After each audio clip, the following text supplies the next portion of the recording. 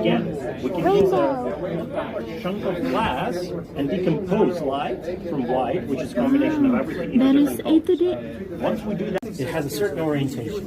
Now, keys have a very specific orientation, which is just one. But natural light is kind of like a key with all possible orientations. But you can start filtering them with this thing called polarizer. It's kind of like a key lock. So you push light through a polarizer, you come up with just one orientation of light.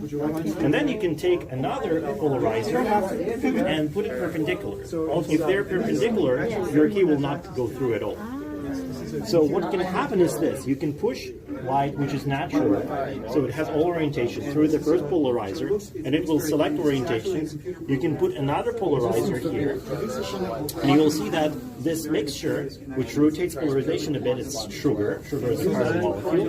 You will see that as this thing rotates, you will see the light dimming and then getting brighter again. And that's precisely because you can start blocking light by polarizing it in a different way. So that's also how our polarizer sunglasses work, because light is usually polarized, and polarizer sunglasses, they have a fixed direction which they push. Now, there is a little more to that. Basically, we covered the particle origin of light. This is the wave origin of light. But 20th century brought us quantum mechanics. And this is a realization that light at the same time is a particle in a wave. Pebbles through doorways. I have two doorways, I threw pebbles.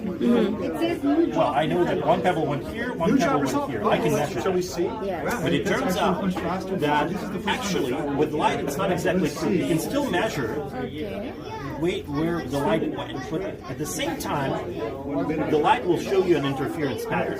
If you put a lot of pebbles, at the same time, you will measure intensity and you will see that it actually acts like a wave, which is very contradicting because at the same time it's a particle and a wave. But it turns out that it's making use of this, and there are actually ways of making computers out of these things. So Nick will tell you a little bit, maybe you've heard recently that there's this Microsoft quantum computing thing. So Nick is an expert in this, and he can tell you a little bit how light is related to this and how quantum mechanics is at the root of our newest technological discoveries.